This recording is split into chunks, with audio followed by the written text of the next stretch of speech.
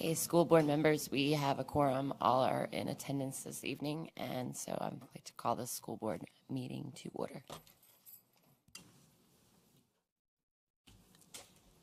I make a motion. You move? We don't need a motion.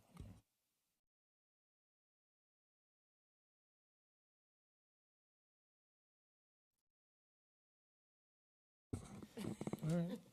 Any board members have some questions they want to move forward with the schools? Dr. Trammey. Not sure who it was who said that predictions are always difficult, especially when they're about the future. I was wondering, assuming that there are no new state mandates, which is never a good assumption, but let's assume that. And as best as we can tell, among the 120 new hires, 60 of which are this year, as best we can estimate, will that take care of the needs of special needs students for the foreseeable future?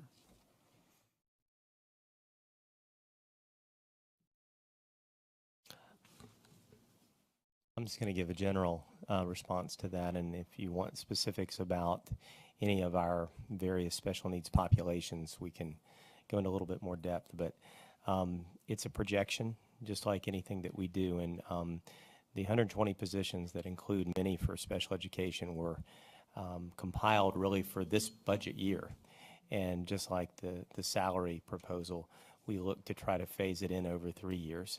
So as it would stand today, Dr. Trampy, we do believe that that would accommodate the current needs that we have reasonably.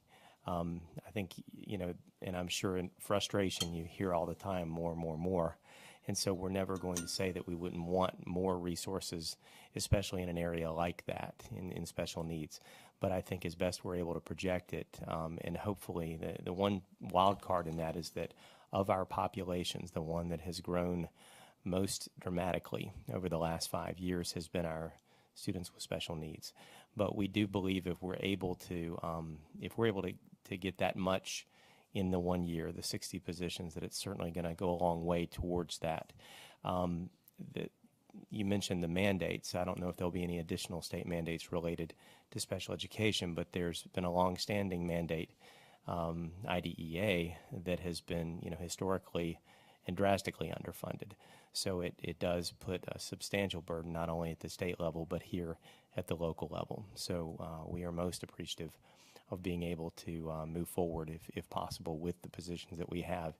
And we'll do all we can to try to maximize those resources because we don't also know that just throwing additional people at the challenge is not going to solve it. But there are some parts of that, this is the last thing I'll share, that are a bit out of the hands from an administrative level, and that is when an IEP team convenes and determines the needs of an individual child per their individualized education plan, that does dictate in some cases additional resources that we cannot right now project for.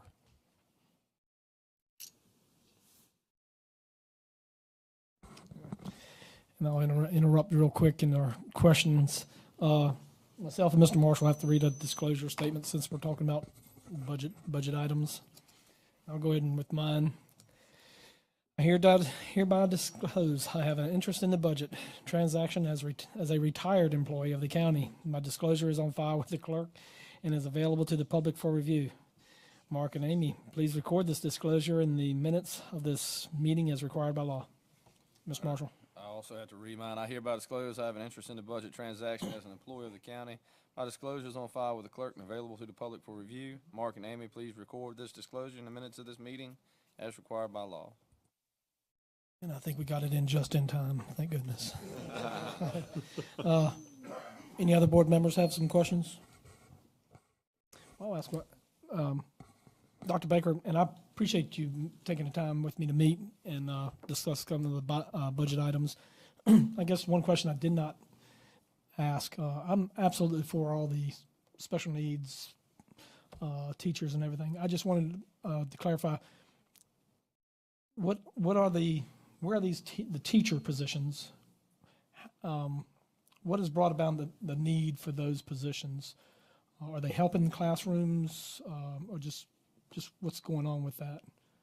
I just want to make sure I'm clear. When you're saying teachers, you mean all of the teacher positions or the ones that are specifically in special education or the ones that are specifically general education? General. General education. And those right now are projected really twofold. One, based on overall enrollment increases, especially the ones that we had this year, is to try to maintain, and that was part of the initial budget presentation, just try to maintain where we are generally with class sizes. And so as we move forward, we'll have to continue to look at that each year based on total enrollment. So those could go across the levels. We also, I think, pointed out in the presentation, there's a K-3 class size requirement that comes from the state. So we have to watch closely at certain schools with certain class sizes that have to be at a certain limit.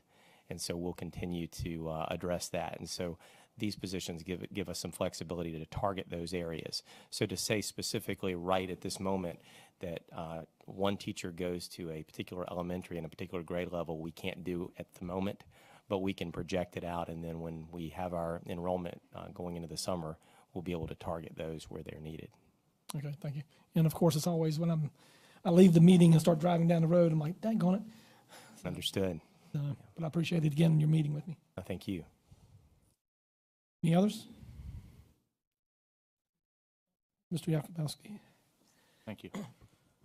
I think it's very unfair for some when they say you're only having an increase of 87 or 100 students, so why do you need 60 positions? Because if you put 60 in 30 schools, it borderlines absurdity, in my opinion, of an argument. The breakdown that I received in the email to the answers of the questions from the CBRC, 28 instruction contracted positions, 24 special ed contracted positions, then 8 instructional technology assistants, and then there's a further breakdown of that. So my question would be, because every year you come in and you ask, and we hear, and then we do what we do, and that varies from year to year. Are we playing catch up? Is that what a lot of this is?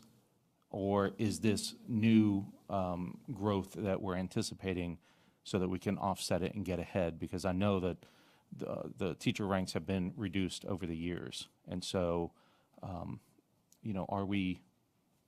is this backfill of a lot of these positions?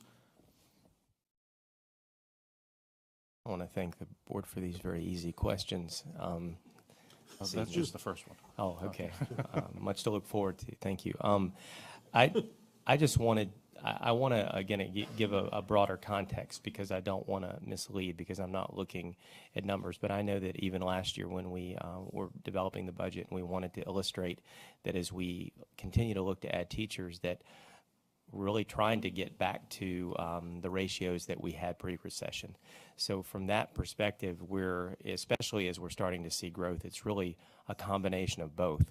Is we're trying to not lose ground that we've been able to gain, and I thank this board for any additional funding they've provided to help us to, as you're calling it, backfill, but try to get back to closer to where we were previously in terms of teacher numbers and really staffing numbers across the board. I think if you were to look at any particular area of staffing, and that includes instructional as well as non-instructional staff, we are not at the same levels that we were in many cases a decade ago. However, from a size perspective, we're getting right back to where we were a decade ago. So we also now, as we are closer but still not there, we're trying to again, a combination of addressing the growth as it comes, but we also are trying to balance that with the need to compensate the people that we have who have remained dedicated and loyal and done an outstanding job. So we're really trying to balance that. If we built the budget to sell out to one of those concepts, then the other would, there'd be a detriment. So in closing, what we would like to do is certainly add even more resources to get back to where we were and address current and future growth projections. But we think right now, and this budget reflects it, and I think I shared it last time we had a work session, or when the board presented, that we also have to look at staffing our classrooms and our schools, not just based on a teacher-student ratio, but based on a human resource to student need ratio. And so that's why, in addition to the regular education teachers, there are also many other positions that we believe are going to help support schools and classrooms moving forward. So it's not, and I know it's a complex response, but it is all of those things that we're trying to do. Well, no, I appreciate the response and the amount of detail that you give, because, and I didn't mean backfill in a bad way, we were just talking construction, and so it's on my mind. But the idea that during the recession and sort of the lean times, you know, everybody cut back and things were reduced, but as we're coming out of that and we have needs, and I did listen to your board meeting last night, and you had a lot of folks that stood up, and you have a lot of needs, and I think people are starting to realize that there are needs that, now that we have more funding or potential more funding with new growth coming in, that's a combination that, if left too long without being addressed, can really get into a position of being a big hole we have to dig out of. And so I'm wondering, because I've heard other board members say that perhaps, you know, you don't need 60 new positions this year. Can you do with 20?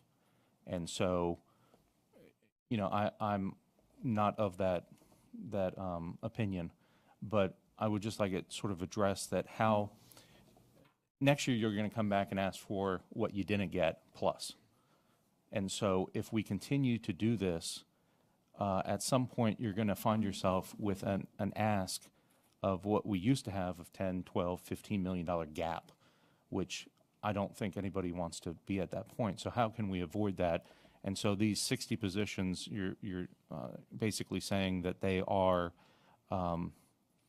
whatever the word you use for backfill, to make up, and also looking at the growth that we have seen coming, because you actually have had more students that have come in, and if that trend goes as it has, of about 100 a year, you still need to accommodate those new students that come in.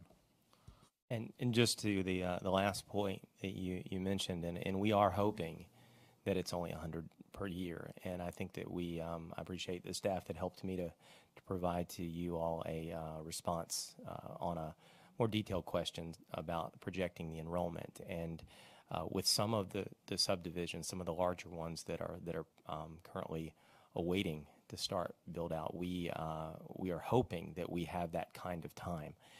But there is that wild card part of that. There's a lot of students potentially coming, and so we have to, part of this is to try to make sure that we don't get behind. You also mentioned that there are a lot of needs, and I don't think there's ever been a time that I've been in public education where there's not been a lot of needs. But I will say that there's also never been a time in my leading in public education where the level of accountability has been any greater. And so that's never going to go away, the level of expectations and the level of accountability, and really making sure that we not only do it all, but that we do it all well. And I know we want to be able to deliver that, but in our business, it requires people to do that. Well, and one of the other things, and as we have our conversation, and thanks for listening in, I don't mean to monopolize the time, but if anybody has anything, you can shut me up, and that's quite all right. But there's one other thing that we do need to keep in mind too, with growth and affordability of housing, and meeting with developers and different projects that are coming in. Our locality is an affordable area when compared to Northern Virginia, especially. So you will see a lot of that trend coming back down south, simply because the housing prices up north just get out of control. And so you will see new, especially younger families that move down here to, be able to afford something. So it might not just be new growth, but it will also be folks that are moving in while older folks are moving out. And so there's that is basically it's very hard to predict what exactly is going to be coming. So we just need to not put ourselves in a position that if we have one of those years where we have 200 or 300 new kids that show up, that the gap is so huge because we didn't fill it in previous years. And so that's what I want to try to avoid. The other thing too is, and I appreciate the email that was forwarded with the questions that the CBRC had for you all. And I noticed that you did a turnaround time of basically 4 days. And I think there was a weekend in there too. So whoever put in that time, thank you. But one of the things that I think the public needs to understand some of these is that this is attachment C on the email. And it's the total instructional positions and instructional positions per 1,000 students. And it goes through all the cities and counties in Virginia, and it ranks them according to, per 1,000 students and how many principals and assistant principals we have. And Spotsylvania ranks, we're actually fourth from the bottom, and that's a good thing in this case. That our budget on the school side is heavy on the instruction side and not heavy on the administration side, which I hear an awful lot of, which I think really needs to be debunked, because the money from or going to the classroom is getting to the classroom. It's not going to build up the administration side of what you're all doing. And just to state, the person coming in, or the locality at the last, is Martinsville, Manassas Park, Prince William, Colonial Heights, and then Spotsylvania County. So I think that we're doing a very good job. We even beat out Stafford in this one too, which is always a point of pride for me. But I think some of those things really need to get across, because this budget is, I think, very doable. You're also putting in your Evergreen study, which the county asked you to do, and you did do it, and it took more time to get the numbers back. But basically, you're doing the mid-grade upgrade just as the county has done over 3 years, just as the county has done. So I had said from the beginning, and I'll say again, that I will fully support that, and I think that your initiatives need to be supported so that we don't find ourselves in a bigger hole in the near future. So thank you very much. Anybody else? Mr. Marshall, go ahead. Mr. Baker, just to make sure I'm right on these numbers. 12 resource officers, is that what we're short as far as having every school covered? I just had this conversation with the sheriff the other day, so is he here? He's not, okay.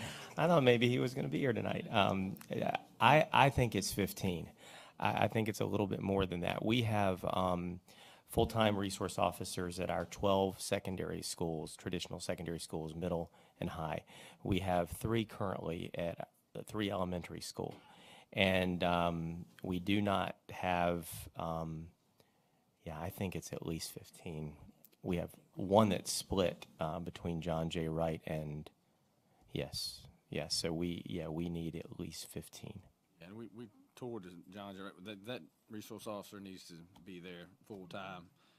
And it's society's gotten into a bad point to where it's sad to say, but we need these resource officers at every one of these schools now.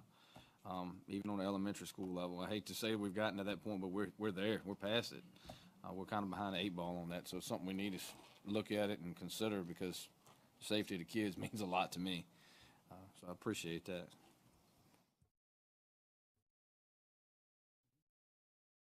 I want to say something too about school resource officers, not just, for the safety's sake, but also for the students. There are many students who don't always see police officers in a positive light. So this is a good way for the students to see police officers in a positive light. Somebody's working with them, they see they're friendly, they're helpful, and then they can be there. They can talk about citizenship. They can be part of the school as well as there for safety. So there's multiple reasons to have our school resource officers as well. Yes, sir. Oops, that's you. It's interesting, as we had our meeting last night, and we had parents speak to us about the importance of addressing mental health and the issues that, that our counselors and our folks are facing. In the budget request, we have 5 social workers and 3 guidance counselors. We're seeing the need, as our student population is ever changing, their needs are changing, and we have to address those needs. Public safety, we had a long session last night on a presentation dealing with enhancements over time as we're trying to improve the safety from multiple aspects. Whether it's bus transportation, whether it's from the instructional side, whether it's from the maintenance side, the facility side, multiple facets, including, cooperation agreements with the sheriff's office. The social workers and guidance counselors are just 2 of the pieces that fit into this puzzle. It's not a silver bullet that's going to address any of this. It's a combination of all the factors.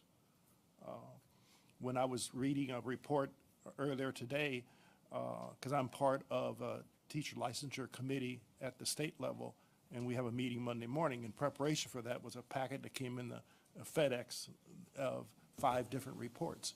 It was interesting as was speaking to the teacher shortage that's across the Commonwealth, and what is one of the needs that they talk about is compensation. We have to recognize the need that we have to compensate our teachers if we want to have them, come to us, be with us, stay with us. But that's not the only facet of it. Naturally, it's how they work with the principals, what's the environment, how do we retain them, how do we mentor them. There's a host of activities that go with it, but number 1 on the top of the list was funding for teacher salaries. With number 1.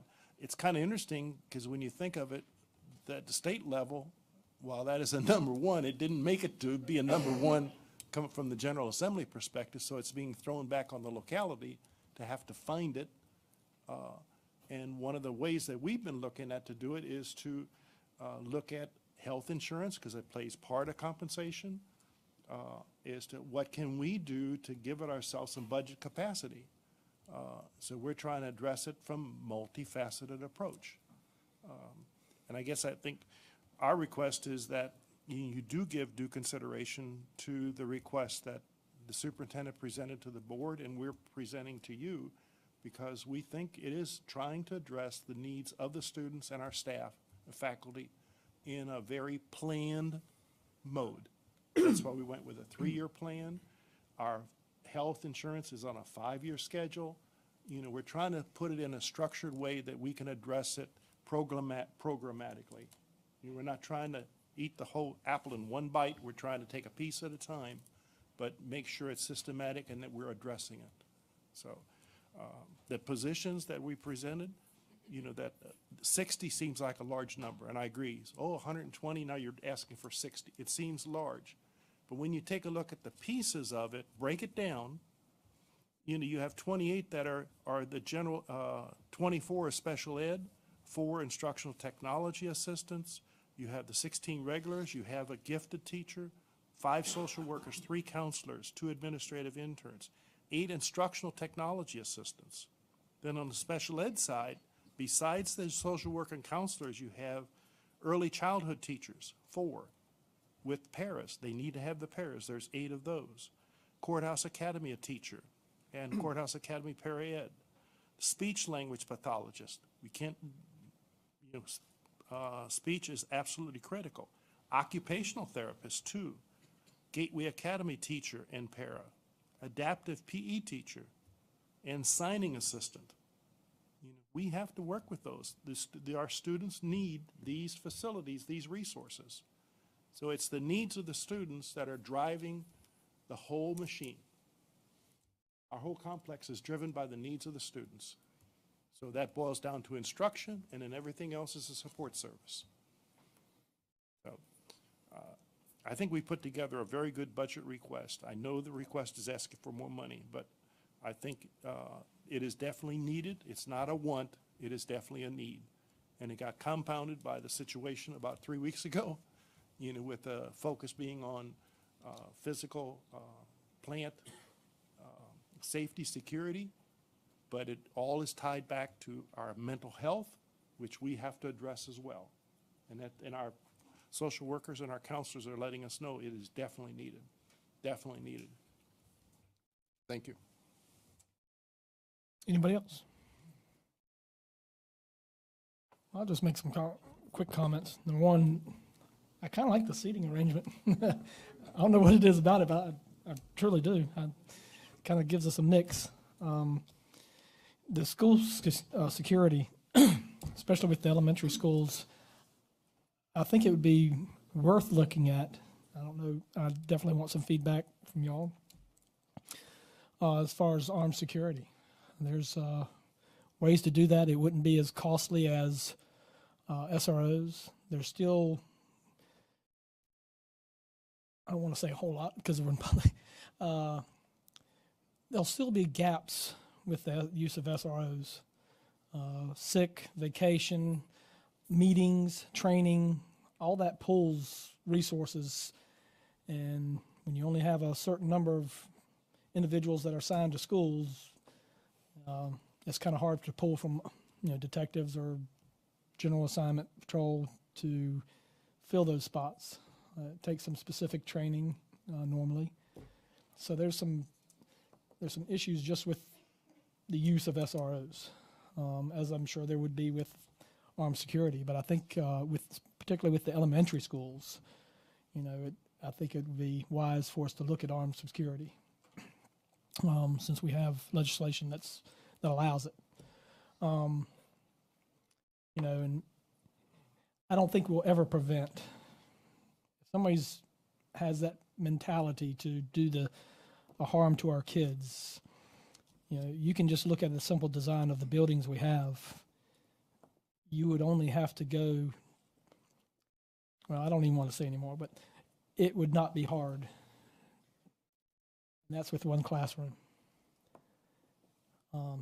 If you want to know specifics, I can talk individually, but I'm not going to. But anyway, so there's a lot. We can spend millions and millions and millions on security of these buildings, and still there's going to be holes. I'm just making general statements. I do support that your position's needed. I do, I've been in your schools enough and with my own kids to understand those needs, and I applaud the schools at being able to, when there's an issue at one school, to be able to move resources and respond to stuff. That's pretty amazing. And with the classes that you have some kids with special needs into that are blended into the classroom, that don't feel segregated. That's from their entire graduating class. You talk about bullying when you start moving kids out to and where they can actually be ridiculed for being separated and stuff like that. Because I was one of those kids at one point. I had a very low reading skills ability when I was much younger. Still have that, what takes you probably 2 minutes to read in a paragraph would take me 10. So I still have some of that, but I was sent to different classes for reading when I was very young, and I was ridiculed. Back then it was, suck it up, Greg. This is what you got to do, and that's what I did.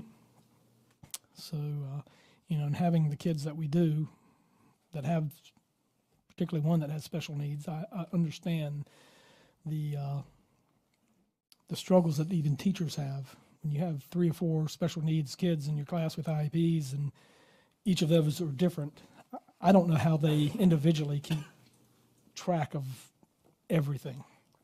But it's impressive how you've been able to incorporate a lot of these kids into the normal classrooms with really no attention brought to them.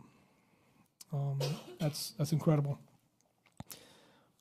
And I can just say, I need to come to more of your meetings, as I would to ask you to come to more of our meetings where you see some of our issues. This budget, as you all know, everybody knows here, it's so fluid, this budget. And, each budget I consider to be a needs-based. We can either hire some firefighters or some sheriff's deputies or fix a building or buy a building or build a building. It's just, all these issues that we have compound with what your needs are. And I just hope the public and yourselves, maybe coming to some of our meetings can really get a grip of what we deal with every year, and just about every meeting, it seems like, here lately. But I applaud everybody's cooperation here, and I applaud everybody really that I know take these decisions very seriously and spend the extra time that is demanded to make these decisions. So I won't babble anymore. Go ahead, sir. Yes, sir. I want to take an opportunity to caveat something that I made mention of last night at our board meeting, especially as it pertains to school safety. We recognize that an issue of this magnitude cannot be solved or engaged in a vacuum. It requires integration from all the different agencies and organizations within the county. We have a wonderful relationship with the Sheriff's Department, and Sheriff Harris has done an exceptional job of coordinating with Dr. Baker, and we are continuously trying to do what's appropriate to make sure our students are safe. I had the opportunity to observe teachers under the observation of sheriff's deputies go through active shooter drills at Riverview Elementary. And the teachers were very engaged. They received some excellent feedback from subject matter experts and how to secure their unique and individual rooms so they can protect their students. And I have no doubt that that is going on throughout the entire division, and the Sheriff's Department is working enthusiastically and providing great subject matter expertise to our teachers, and they're absorbing that information for our students' best benefit. So I want to let the community know it's fear sometimes can overwhelm us, and we have a reason to be concerned, but we don't have a reason to be fearful. I'm of the belief that we were not given a spirit of fear, but of power and a sound mind and love. And that's what we do when we work together, so that we can give our students the best environment and to learn, and parents the ability to understand that we're going to do our level best to take care of their children and children that this community values. We also understand that it's a community effort, that organizations like Aspire, who are engaging in mentorship to assist in a variety of different of the maladies that we have in society, where young people need mentors. We're inviting them into the school, and of course we're vetting their purpose and intent. But our kids need more mentors, and our teachers are not capable of being stretched to do more than what's already on their plate. And so we need the community to come in and engage with us in that way. And I have spoken as a person that has experienced tragedy, and how we put together a race that's held every year at Cortland High School to bring awareness to teen violence. And I'm always very appreciative of the support not only that we get from the school division, but also from the county in order to put that race on and to bring awareness of a very important issue. So it takes all of us working in concert together, and not doing this in a vacuum, but we're doing this for the benefit of our children is not just the school's responsibility, and it's not just the sheriff's responsibility. It's all of our responsibilities, and we all have something to contribute, and we should have a spirit of or a willingness to do that. So I just thank you for giving me an opportunity to make that comment, and I just want our public to know that we are very vigilant and we take school safety very seriously.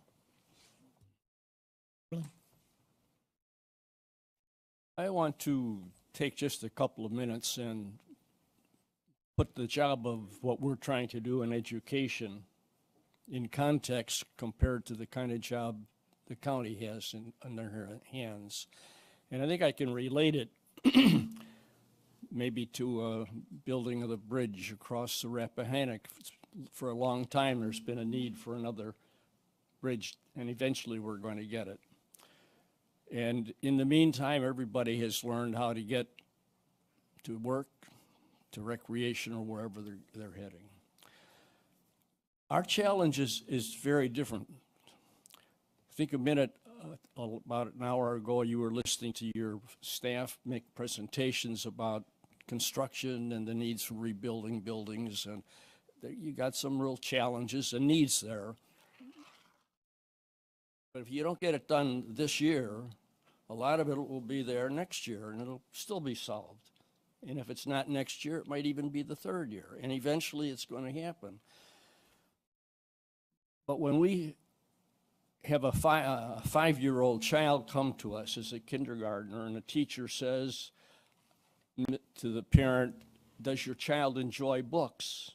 And the parent says, "Oh, he's never had a book." Well, that child is a couple of years behind when he starts kindergarten. But that child goes into a kindergarten classroom, and the teacher is going to be dealing with that child, and also the child who is, right now, the American Library Association is stressing to parents that you should try to expose your children to 1,000 books by the time they start kindergarten. Now, you compare the child I just talked about with the child with that background, now who's going to do better in school? It's very clear. And the challenge that we have then is that when the need exists, that's when we got to solve the problem. We talk about paraeducators. We have a paraeducator, I believe now, in every one of our elementary schools. And that one teacher covers all the classes in that school. In some cases, we have a primary teacher, a paraeducator who has to be shared by 2 different elementary schools. If we were to add enough paraeducators to have one in every one of those kindergarten and first and maybe second grade classrooms, right off the bat, you're talking about a bunch of teachers, paraeducators. Well, are they important? Well, the problem is if Paul is a student and he's having a hard time and he's got to learn something, and the teacher's occupied, when you have a paraeducator there, that paraeducator can sit down and solve that problem for that student right then and there. And if he doesn't get it solved then, it doesn't get solved. Well, maybe next year it'll be a problem. So what I'm trying to suggest to you, as we look at our budget, we're talking about needs, and Jim is here, has said, outlined some of those things. The needs that I'm talking about here, they're here, but they don't show up in our calculations. You don't see them. You alluded to some of your questions, Chris, precisely. And so when we think about educating, and Jim was just talking a minute ago about teacher salaries, you know who we have to compete with? We compete with Fairfax, and we compete with Arlington when we're hiring teachers. And that's a dilemma. So if we have enough salary to work with, we do a better job. So this is all in the background as our superintendent puts a budget together, as he's trying to figure out what do we need right now, what would we really like to have, and what do we dream about. I mean, you got all of these things. So I want to say that all of us, I know, appreciate the work that the board does. And you've done a good job financially, as I can look at. I'm not the numbers as my colleague here is, but you have done, and so we're very pleased with that in all honesty. And we respect you for that. And we respect you for the background and the backing that you have given us, too. Thank you. Anybody else? Mr. Marshall. If we could, Mr. Taylor, if we could get county staff to look into the school security officer. I know we looked at the legislation of it. What's the availability of those folks? Because I know it's not like hiring somebody to be a mall security guard. They got to have special training. How easy is it to find those people?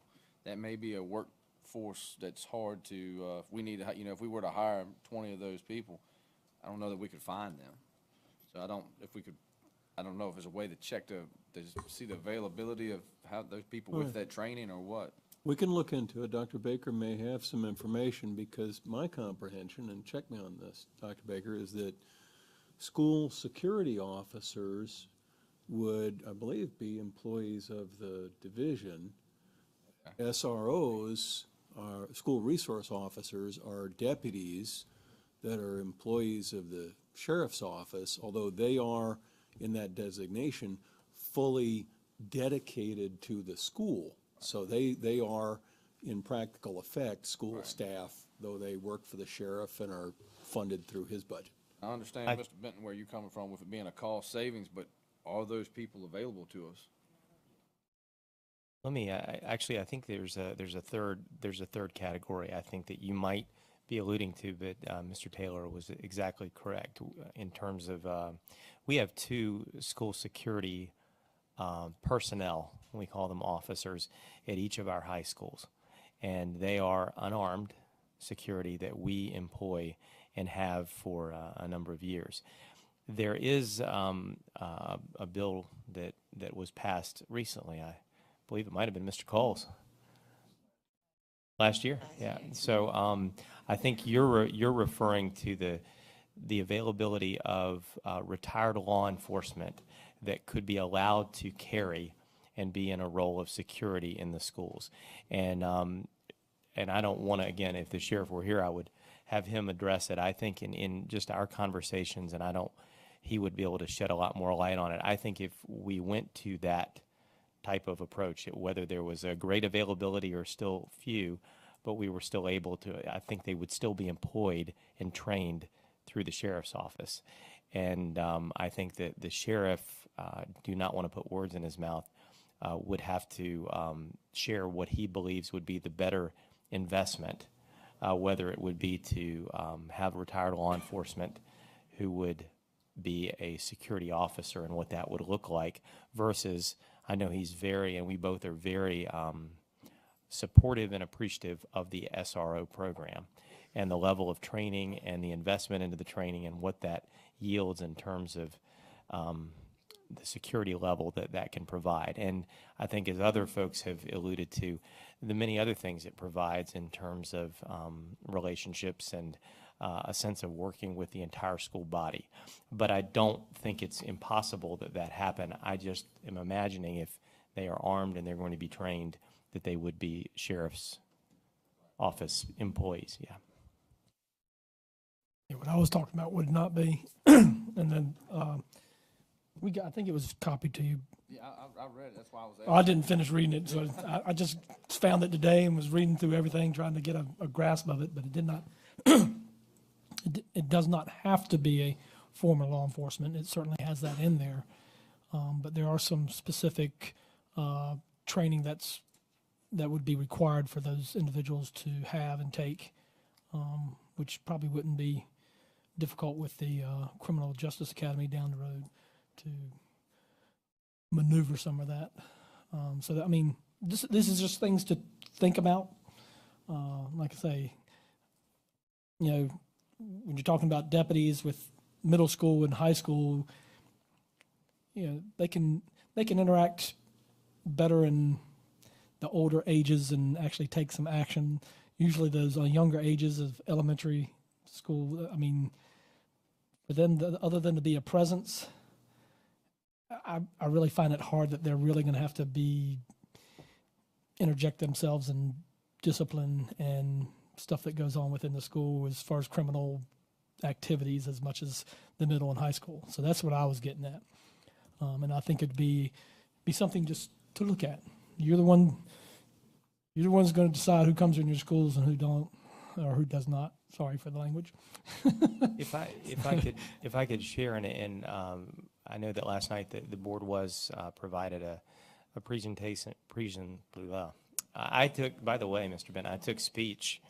I was pulled out for speech services when I was in elementary school. The staff provided a presentation to the school board last night on really the last 5 years, and really began with a response that occurred between the county and the school division, including the sheriff's department and other county personnel after Sandy Hook. And that task force formed a number of recommendations that would be both on the sheriff's department side as well as the school division side. And we talked about things like the enhanced entrances or the more secure entrances that have been done through maintenance. Really, believe it's 24 that have been done over the last 5 years. But one of the things that we intend to do, we have continued to meet quarterly with the sheriff's department. Certain teams have met quarterly to just review our progress, and also to review or debrief certain situations that we've managed that are a little more large scale, crisis type situations, so that we can continue to improve. Because of what occurred a month ago, we are going to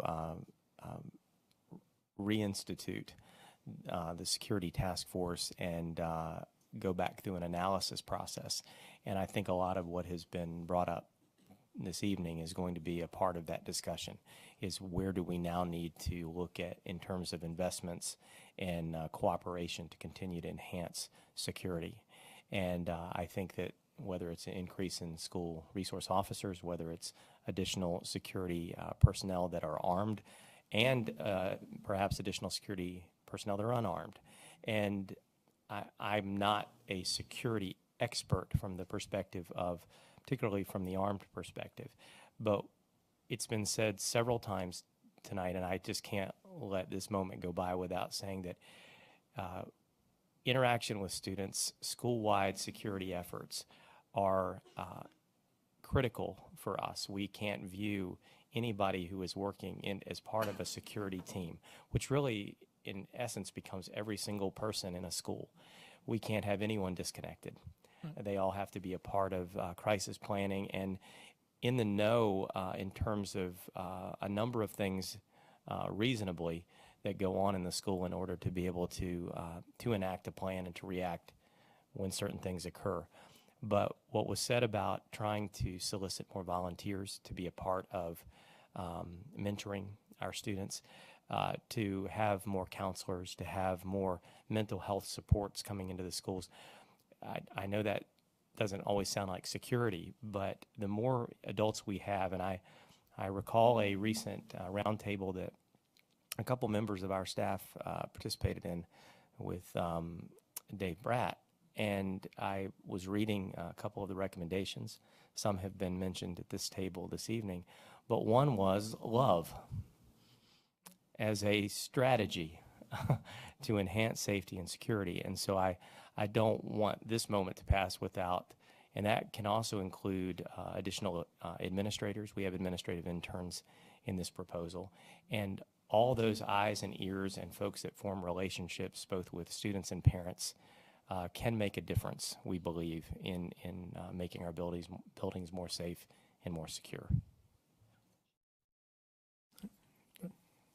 It's, if I may recall correctly, and this dated back to prior to the Liz Silva situations that the county went through, and when we had the shooter on 95, that in cooperation with the sheriff's department, radios were set up, that with every school principal, every bus driver on their bus has a radio that communicates And those drivers have eyes and ears, and they can be 1 second in a communication for if they see something or hear something.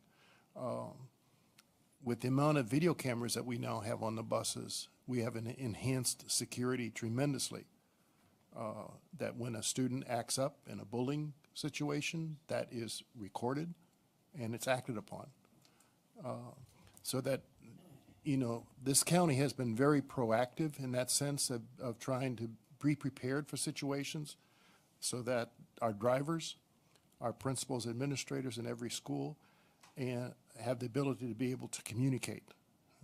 And those radios act as GPS, and those radios talk direct to dispatch, so that if there is a situation, that communication is instantaneous.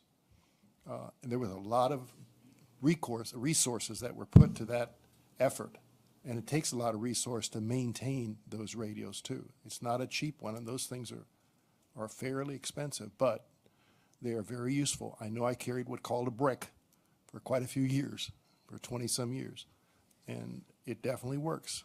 And we've had, you know, situations where it needed to be. So I think, you know, the county has been very proactive in that sense, and we're just continuing to expand on those kind of roles as to how can we improve those communications. Thank you. Yes, sir. Anybody else? And y'all feel free to hit us with questions too. This isn't a one-way street. If you have anything for us, please feel free to let them roll.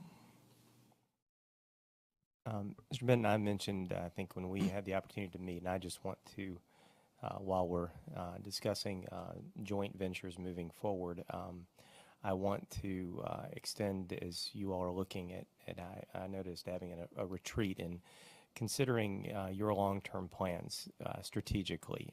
We are, as much as we talk about our current strategic plan and what results we've realized through that process, we are next year going to be engaged in looking at a new or a revised 6-year plan. And so I just mentioned that as we are going through that, if there would be a desire for anyone on the board or the staff to be a part of some joint representation as we form goals, as we review our mission, vision, and core values, having some dialogue in terms of finding where we might align strategically as far as long-term goals. I think I just extend that invitation, knowing that that can also make a big difference when we're considering future budgets, and especially years from now, that we all kind of look at the same things in terms of goals.